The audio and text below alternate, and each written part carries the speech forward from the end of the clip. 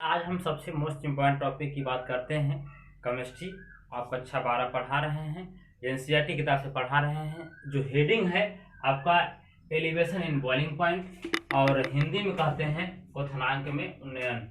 ये आपका elevation in boiling point और हिंदी में कहते हैं क्वथनांक में उन्नयन। आप थोड़ा समझिएगा इस बारे में। एनसीईआरटी में प्रश्न नंबर 49 पे दे रखा है कक्षा 12 केमिस्ट्री। बहुत चीज़ें इसमें समझना पड़ेगा। ये बोर्ड एग्जाम के सबसे मोस्ट इम्पोर्टेंट है और हम कुछ इस पर निगमन प्रूफ कराना चाहते हैं जो अभी किताब में प्रूफ नहीं किया गया है। मैं वो प्रूफ करके दिखाना चाहता हूँ कि आप समझें कि कैसे प्रूफ होता है, कैसे नहीं होता है। पहले हम समझ लेते हैं कि बॉइलिंग पॉइंट क्या है। बेसिक पर आते हैं, उसके बाद हम आगे की ओर चलेंगे। समझते हैं कि बॉइलिंग पॉइंट क्या है, क्वथनांक क्या है। आप लोग को जूनियर क्लास में कक्षा 9-10 में आप पढ़े होंगे इसकी परिभाषा कि ऐसा टेम्परेचर जिस पर कोई लिक्विड बॉयल होता है, उबलता है, उस टेम्परेचर को हम क्या कहते हैं, बॉइलिंग पॉइंट कहते हैं। ये तो बेसिक डेफिनेशन है, आप जानते भी हैं और समझते भी हैं कि भाई ऐसा टेम्परेचर जिस पर कोई लिक्विड बॉयल होता है, कोई लिक्विड उबलता है, तो उस टेम्परेचर को हम क्या बोलते हैं, बॉइलिंग पॉइंट कहते हैं। लेकिन ये परिभाषा सफिशिएंट नहीं है। हम थोड़ा सा और पर आगे की ओर पढ़ेंगे, मॉडिफाई परिभाषा और हम आगे की ओर देखेंगे।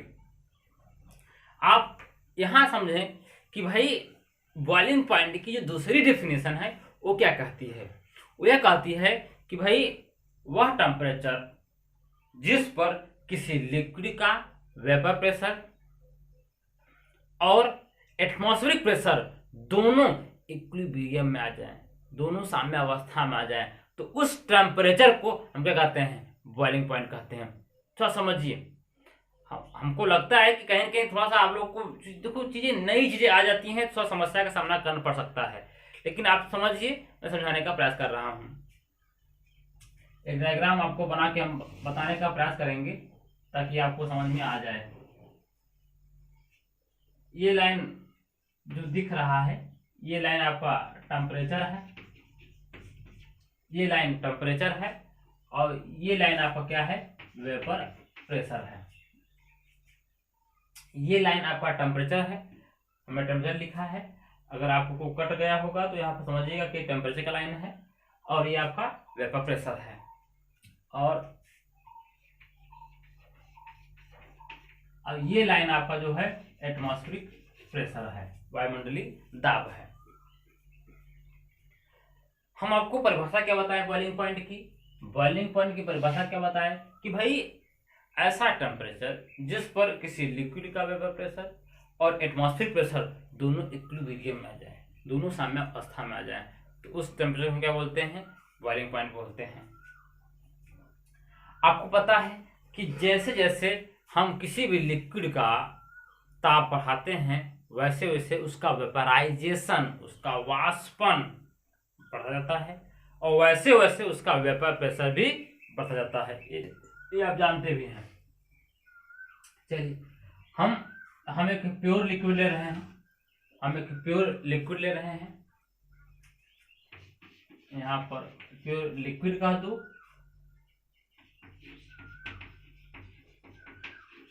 या प्योर सॉल्वेंट कह दो, दोनों बात आपका एक ही है। इस पॉइंट पर कट कर रहा है, देख रहे हो आप लोग डायग्राम में, इस पॉइंट पर कट कर रहा है, तो देखो कि ये प्योर लिक्विड है। आपको बताया ना कि ये टेम्परेचर का लाइन है, मैंने लिखा हूं टेम्परेचर का लाइन है आपका ये। जैसे जैसे हम किसी भी लिक्विड का तापमान बढ़ाते हैं वैसे वैसे उसका वेपर प्रेशर भी बढ़ता जाता है, बढ़ रहा है वेपर प्रेशर, बढ़ रहा है आपका। और इस पॉइंट पर आप देखो, ये एटमॉस्फेरिक प्रेशर की लाइन है, और ये आपका ये प्योर लिक्विड का वेपर प्रेशर आपका यहाँ पर पहुंच रहा कर रहा है। तो इस टेम्परेचर पर दोनों हमारे क्या हो गए, इक्विलिब्रियम में आ गए। इसे हम T0 भी लिख रहे हैं। T0 भी क्या है,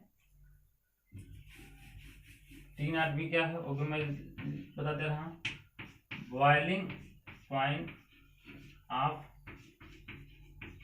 प्योर लिक्विड या प्योर सॉल्वेंट भी कह सकते हो, उसमें कोई बड़ी चीजें नहीं है। हम कहना क्या चाह रहे हैं यहाँ पर थोड़ा सा, अब इस टेम्परेचर पर एटमॉस्फेरिक प्रेशर और इस प्योर लिक्विड का प्रेशर दोनों इक्विलिब्रियम में आ गया, तो इस पॉइंट को हम क्या बोलेंगे, बॉइलिंग पॉइंट बोलेंगे। कि भाई ऐसा टेम्परेचर जिस पर किसी लिक्विड का वेपर प्रेशर और एटमॉस्फेरिक प्रेशर दोनों इक्विलिब्रियम में जाए, दोनों साम्य अवस्था में जाए, दोनों का प्रेशर बराबर हो जाए, तो उस टेम्परेचर को हम क्या बोलते हैं, बॉइलिंग पॉइंट कहते हैं। एक बात आपको समझ में आ गई, ठीक है। अब हम आगे की ओर बढ़ते हैं और आपको समझाने का प्रयास करते हैं। अब आपको पता है कि यह प्योर लिक्विड है या प्योर सॉल्वेंट है, इसमें हम कोई विलेय नहीं मिलाए हैं, कोई सोल्यूट नहीं मिलाए हैं। आपको पता है कि जैसे जैसे हम विलेय मिलाएंगे वैसे वैसे वेपर प्रेशर घटता जाएगा, या वेपराइजेशन कम होगा, जो वेपराइजेशन कम होगा तो वेपर प्रेशर भी घटता जाएगा। तो अब इस हम प्योर लिक्विड में या इस हम प्योर सॉल्वेंट में, प्योर विलायक में हम कुछ विलेय मिला रहे हैं, बहुत हल्का विलेय मिला रहे हैं। तो जब विलेय मिलाएंगे तो इसमें होगा क्या, वो समझो पहले। जब विलेय मिलाएंगे तो क्या होगा, इसका प्रेशर घट जाएगा। यहाँ पर था कम हो जाएगा, यहाँ पर था कम हो जाएगा, यहाँ पर था कम हो जाएगा। इसके पिछले कथा कहानी हमने बताया था, आप लोग वीडियो देखेंगे पुराना तो समझ में आ जाएगा। इसमें हम क्या कर रहे हैं, हम कुछ मिला दे रहे हैं विलेय। जब विलेय मिलाएंगे तो ये प्योर सॉल्वेंट है या प्योर लिक्विड है, हम विलेय मिला देंगे तो क्या बन जाएगा, विलेन बन जाएगा, सोल्यूशन बन जाएगा। तो आपको क्या बन जाएगा, सोल्यूशन, जिसका कंसंट्रेशन हम मान लेते हैं C1, जिसका कंसंट्रेशन हम C1 मान लेते हैं। अब समझिएगा, हम ये प्योर लिक्विड था, हमने कुछ विलेय मिला दिया तो इसका वेपर प्रेशर कम हो जाएगा। देखो यहाँ पर था, यहाँ हो गया, यहाँ पर था, यहाँ हो गया, यहाँ पर था, यहाँ हो गया, यहाँ पर था, यहाँ हो गया। और इसका टेम्परेचर पहले यहाँ पर था, अब यहाँ हो गया T1B। ये T1B क्या है, बॉइलिंग पॉइंट ऑफ सॉल्यूशन। कब, कंसंट्रेशन C1 पर टेम्परेचर बढ़ गया, तापक्रम बढ़ गया। तो समझिएगा कि भाई हम इसमें कुछ विलेय मिला दिए तो इसका वेपराइजेशन कम हो जाएगा, इसका वाष्पन कम हो जाएगा, जिसके कारण इसका वेपर प्रेशर भी कम हो जाएगा। पहले इतना था, अब इतना हो गया, इतना था, इतना हो गया, इतना था, इतना हो गया, इतना था, इतना हो गया, कम हो गया। वेपराइजेशन कम होगा तो वेपर प्रेशर भी कम हो जाएगा, लेकिन इसका टेम्परेचर बढ़ जाएगा। अब वो जिस टेम्परेचर को उबल रहा था अब और आगे बढ़ जाएगा। हम आपको एग्जांपल ले रहे हैं कि आप शुद्ध पानी ले लो, शुद्ध जल ले लो, आप उसको उबालो और देखो कि वो कितने तापमान पर उबल रहा है। और उसी पानी में दूसरे कंटेनर में आप दूध ले लो और पानी ले लो, मिलाकर उबालो, देखो कितना टेम्परेचर बढ़ जाएगा, उसका टाइम लगेगा उबलने में। आप एक घर पे चेक कर सकते हो, अगर हम उस शुद्ध पानी में कुछ हम मिला देंगे तो बढ़ जाएगा टेम्परेचर, उसका तापक्रम बढ़ जाएगा। तो तापक्रम बढ़ गया आपका, हम मिला देंगे तो कम जो है वेपर प्रेशर कम हो जाएगा, लेकिन टेम्परेचर आपका बढ़ जाएगा। हम और मिला देते हैं, हम विलेय हम और मिला देते हैं तो और बढ़ जाएगा, तापक्रम और बढ़ जाएगा। अब देखो यहाँ पर हो गया, यहाँ पर हो गया T2B, ये आपका सॉल्यूशन कंसंट्रेशन आपका C2। यहाँ मैं लिख देता हूँ T2B boiling point of solution concentration आपका C1। कंसंट्रेशन का मतलब होता है, C का मतलब होता है सांद्रता। सांद्रता अवतरणता के बारे में हम बताए हैं, जस्ट बिगिनिंग ही यहीं से हम किए थे, आपको समझाए भी थे, कोई बड़ी बात नहीं है कि बार बार बताएं हम उसको, आप जानते भी हैं।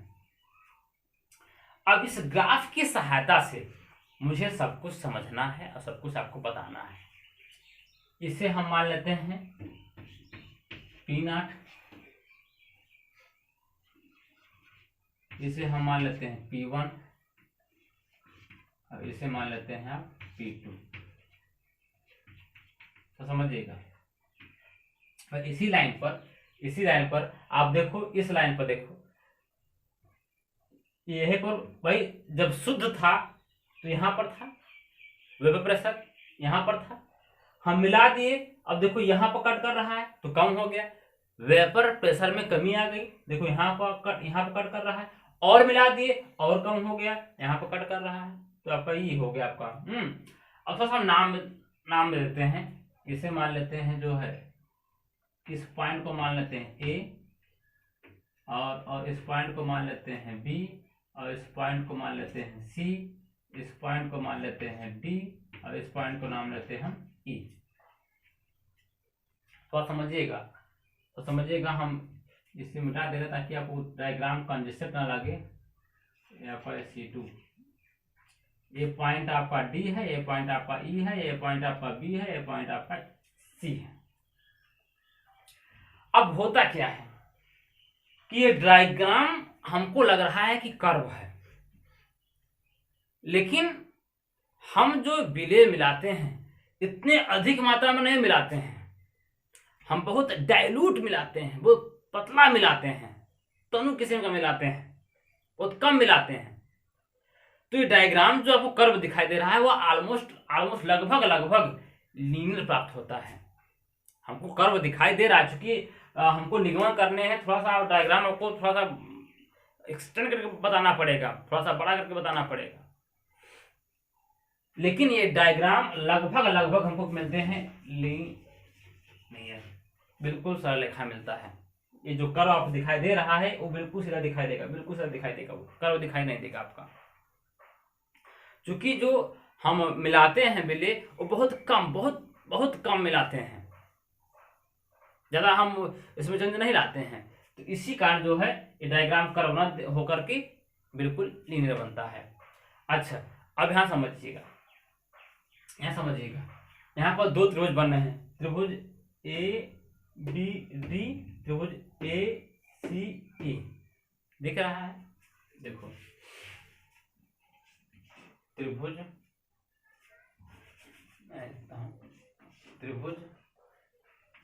ए बी डी समरूप होगा त्रिभुज ए सी ई। समझिए कि त्रिभुज ए बी डी तथा त्रिभुज ए सी ई दोनों त्रिभुज समरूप होंगे। अब समझिए कि समरूप की परिभाषा क्या है, फिर हम आगे बढ़ते हैं। समरूप की परिभाषा हम कक्षा 10 में आपको बताए हैं, जो बच्चे हमसे पढ़ते हैं उनको तो मालूम होगा, जो नहीं पढ़ते हैं थोड़ा उनके लिए समस्या का सामना करना पड़ सकता है, लेकिन समस्या का सामना न करना पड़े इसलिए मैं ये परिभाषा आपको अभी बता देता हूं कि समरूप त्रिभुज होता क्या है। जब दो त्रिभुज के दो कोण आपस में बराबर हो जाएं, सदैव ताउम्र, जब दो त्रिभुज के दो कोण आपस में बराबर हो जाते हैं त्रिभुज क्या कहलाता है, समरूप कहलाता है। अब यहाँ पर देखो दो एंगल कोण बराबर हो रहे हैं, ए बी डी, ये आपका जो एंगल बनेगा छोटे के लिए जो त्रिभुज का जो एंगल बनेगा, और ए सी ई बड़े के लिए जो बन रहा है, दोनों बराबर बन रहे हैं, दोनों वही है। और आपको बताएं कि डायग्राम कर्व दिखाता है लीनियर, तो ये एंगल और ये एंगल भी आपस में क्या होंगे, बराबर होंगे, और ये एंगल आपस में क्या होंगे, बराबर होंगे। यहाँ तो तीनों कोण बराबर हो रहे हैं, लीनियर होने के कारण यहाँ पर तीनों कोण बराबर हो रहे हैं। तो आप परिभाषा और भी कर सकते हैं कि जब दो त्रिभुज के तीनों कोण आपस में बराबर हो जाए तो त्रिभुज समरूप हो जाता है आपका। अब जब त्रिभुज समरूप हो जाता है तो उनकी भुजाओं के अनुपात आपस में सदैव ताउम्र आजीवन बराबर होते हैं, उनकी भुजाओं के अनुपात हमेशा बराबर होते हैं। तो समझिए यहाँ पर 2 त्रिभुज हमने लिया था और दोनों त्रिभुज के 2 कोण, हमको मिनिमम 2 कोण हम मिलने चाहिए, लेकिन यहाँ पर देखो कि तीनों कोण मिल रहे हैं। जब 2 त्रिभुज के 2 कोण आपस में बराबर हो जाएं, त्रिभुज में क्या लाएगा, समरूप कहलाएगा। जब समरूप त्रिभुज हो गया तो भुजाओं के अनुपात आपस में क्या होंगे, वो बराबर होंगे। अच्छा, अब यहाँ पर देखो, अब छोटा त्रिभुज है और आपका बड़ा है, तो इनकी भुजाओं के अनुपात आपस में क्या होंगे, बराबर होंगे। तो यहाँ पर क्या होगा, AB बटे AC बराबर AD बटे A, ये हो गया, ये हो गया आपका। अच्छा समझिए, AB ये आपका है, देखो हम यहां से देख रहे हैं ये आपका TB1 है, ये आपका TB0 है। तुमसे AB निकालना है तो पूरे में से इतना निकाल देंगे तो यही तो मिलेगा ना।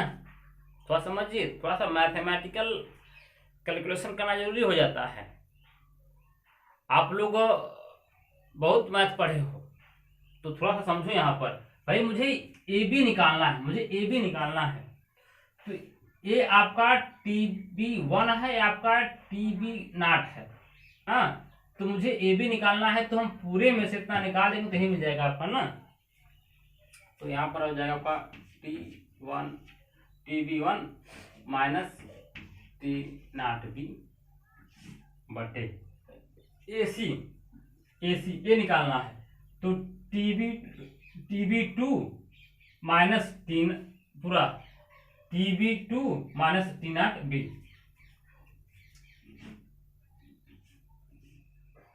TB2 माइनस T0B बराबर AD ये है। यहाँ से देखो ये आपका P0 है, ये आपका P1 है, ये आपका लाइन आपका ये P1 है। तो पूरे में से इतना निकाल देंगे तो यही मिलेगा आपका ना। तो आपका P0 माइनस P1 और ये आपका है, पूरे में से इतना निकाल देंगे तो आपका ये बन जाएगा P0 माइनस P2। यहाँ तक समझ में आया कि नहीं है, ये समझो। पहले समझना जरूरी है, बिना समझे आप आगे मत बढ़िए, नहीं तो समस्या का सामना करना पड़ सकता है आपको। अच्छा, अब देखो यहाँ पर तापमान बढ़ रहा है और यहाँ पर प्रेशर घट रहा है। ये यहाँ बढ़ गया और 1 के लिए यहाँ बढ़ गया और P1 के लिए यहाँ कम हो गया। तो यहाँ पर देखो ये डेल्टा T1B, अब यहाँ पर क्या जाएगा डेल्टा T2B बराबर। अब समझिए, थोड़ा सा अगर आपको ना दिखाई दे रहा होगा तो समझिएगा।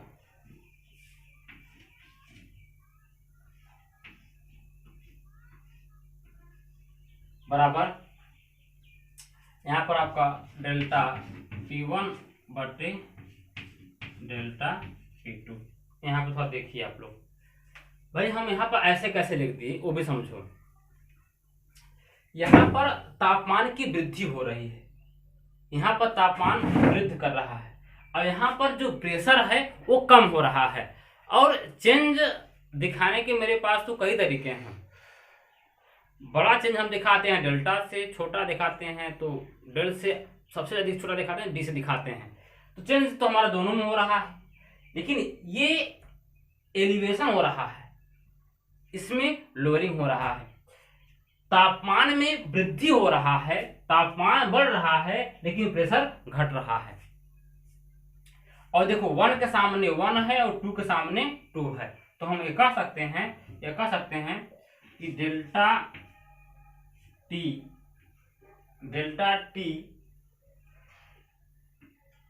बराबर क्या कर सकते हैं, या समानुपाती कह सकते हैं डेल्टा पी।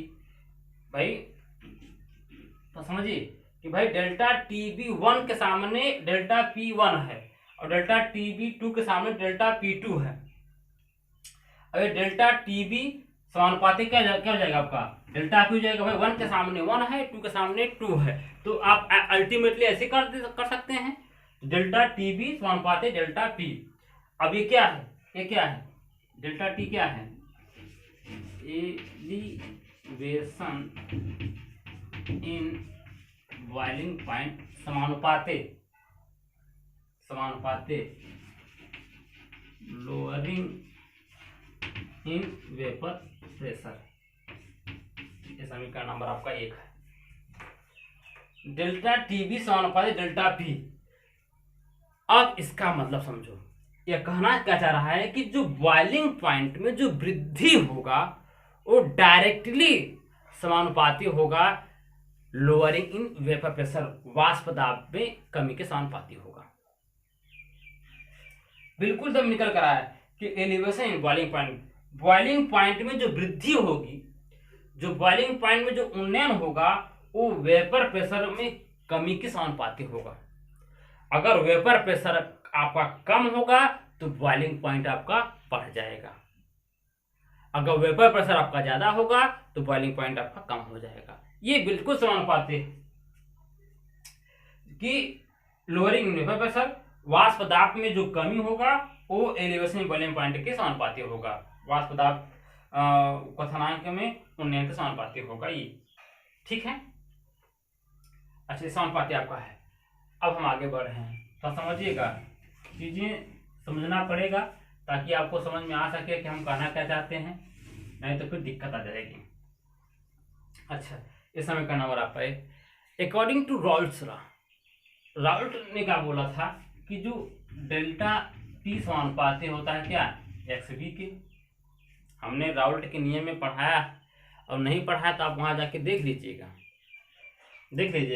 और ये बात कंफर्म आ गई ना कि जो बॉइलिंग पॉइंट में जो वृद्धि होगी वह वाष्प दाब की कमी के समानुपाती होगा। ये तो कंफर्म है। दूसरी बात करते हैं, जो delta P according to Raoult's ने क्या बोला था कि डेल्टा पी समानुपाती एक्स बी होता है, और एक्स बी समानुपाती होता है मोलालिटी के। ये क्या है आपका, यम क्या है आपका, मोलालिटी के। थोड़ा सा डायग्राम को यहाँ लिख देता हूँ, डायग्राम तो आप लोग बना ही लिए हैं ताकि कोई दिक्कत ना हो समझने में। मोलालिटी, अब ये समझिए कि कैसे होगा। भाई एक जानकारी तो आपको है कि डेल्टा पी समानुपाती एक्स बी होता है, लेकिन एक्स बी समानुपाती एम कैसे होता है ये आपको समझना जरूरी है। हालांकि कोई टफ चीजें नहीं है, लेकिन समझ लो, मन में ख्याल उत्पन्न होता है एक्स बी समानुपाती एम के कैसे है, मोलालिटी के, मोलता के समानुपाती कैसे है। तो देख लो थोड़ा सा मैं लिख दे रहा हूं, आप लोग देख लीजिएगा। एक्स बी ये क्या है, विलेय का मोल प्रभाज है, और विलेय का मोल प्रभाज है तो क्या लिखते हैं, N B upon N A plus N B. अब जो हम विलयन लेते हैं वो बहुत पतला लेते हैं। जब हम राउल्ट्स का नाम ही ले रहे हैं तो इसका मतलब बहुत हम डायरेक्ट लेते हैं विलयन। तो ये एन ए और N A plus N B लगभग एन ए की क्या हो जाते हैं, वो बराबर हो जाता है। भाई एन बी बहुत कम लेते हैं, बहुत ज्यादा कम लेते हैं, तो लगभग एन ए के बराबर हो जाएगा आपका। तो यहाँ पर एक्स बी जो हो जाएगा वो एन बी अपान क्या जाएगा आपका, एन ए हो जाएगा। और यहाँ पर देखो एन बी और एन ए क्या कर सकते हो आप, डब्ल्यू ए बटे एम ए, और एम ए ऊपर कर दो, मैं यहाँ लिख देता हूँ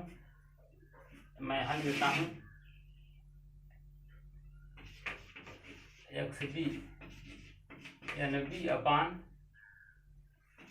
W A into A M A. और एम ए क्या है, मोलर मास ऑफ सॉल्वेंट, जो कि कांस्टेंट क्वांटिटी है। आप लोग जानते हो, आप लोग पढ़े भी हो कि 1 किलोग्राम विलायक में उपस्थित, ये विलायक है ना, WA, ये विलायक है। 1 किलोग्राम विलायक में उपस्थित विलेय के मोलों की संख्या क्या बोलते हैं? मोलता बोलते हैं। तो XP क्या हो जाएगा आपका? m और आपका m, जबकि ये क्या है? ये कांस्टेंट क्वांटिटी है।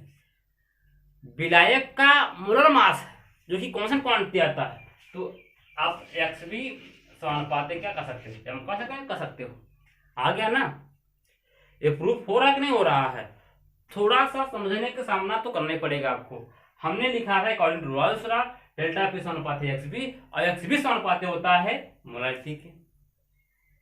अब कोई विद्यार्थी अपने मानने को तैयार नहीं है कि सर ये कैसे, ये तो हम जानते हैं, आपने रॉयल्स लॉ के अकॉर्डिंग पढ़ाया था, लेकिन हम ये नहीं मानते सर, इसे आप समझाइए।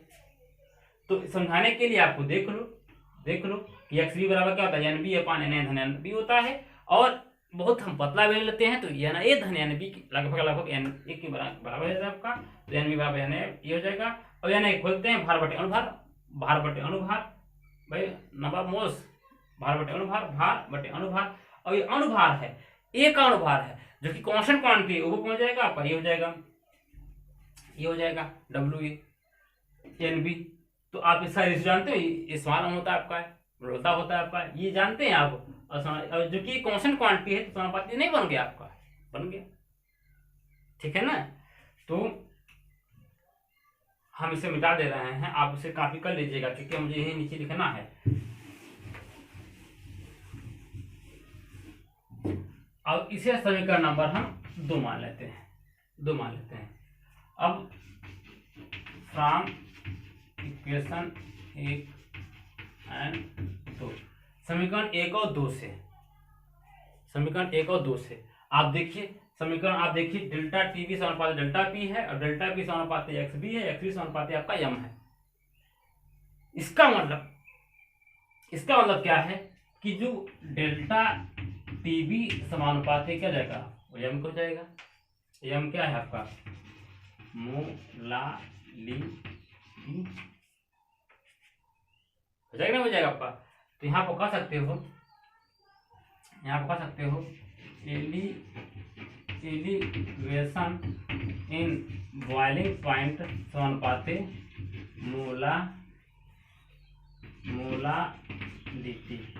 मोलता के समानुपाती होगा। बिल्कुल स्पष्ट दिखाई दे रहा है कि जो बॉइलिंग पॉइंट में जो वृद्धि होगा वो मोलता के समानुपाती होता है। किताब में, एनसीईआरटी किताब में ये चीज डायरेक्ट दे रखा है, लेकिन मैं आपको ये प्रूव करके बता दे रहा हूं। कि कैसे होता है, ताकि आप समझें, ताकि आप जाने कि यह होता कैसे है, ये जानना आपके लिए जरूरी है। एलिवेशन इन बॉइलिंग पॉइंट समानुपाती, है, समानुपाती चिन्ह है, और मोलालिटी के समानुपाती हो जाएगा आपका ये। अब इस समानुपाती का चिन्ह हटाओगे तो क्या रखना पड़ेगा? कौन सा रखना पड़ेगा? तो डेल्टा TB बराबर आपका ये KB और आपका ये m। KB क्या है? मोलल एलिवेशन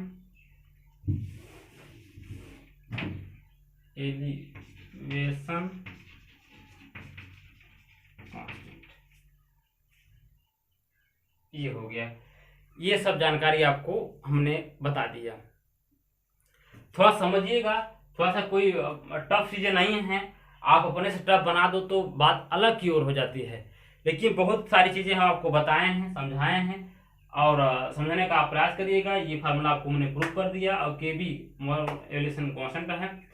और इसके अभी एक वीडियो भी इसका समाप्त नहीं हुआ है, हम अगले वीडियो में आपको हम और विस्तार लेके बताएंगे। थोड़ा सा इसकी चीजें और छूटी हुई हैं और बताना जरूरी है, तो ये तो मैं प्रूव करा दिया हूँ, लेकिन इसके अगले वाले वीडियो में जो सेकंड पार्ट वीडियो आएगा वो पूरा वीडियो आएगा, आपका पूरा हम करा देंगे। तो ये बात आपको समझ में आया कि नहीं आया, आप एक कमेंट करके हमको बताइएगा, क्योंकि कमेंट करके बताएंगे तभी हमको सेटिस्फेक्शन मिलेगा कि हाँ जो हमने पढ़ाया वो सही है कि नहीं सही है, आप समझ पाए कि नहीं समझ पाए। इसलिए ये आप कॉपी कर लीजिएगा और अगली वीडियो के लिए आप इंतजार करिए, मैं अगला वीडियो भी आपको जल्द से जल्द देने का प्रयास करूंगा। तो आप इस चैनल को अधिक से अधिक आप शेयर करिए, सब्सक्राइब करिए और लाइक करिए।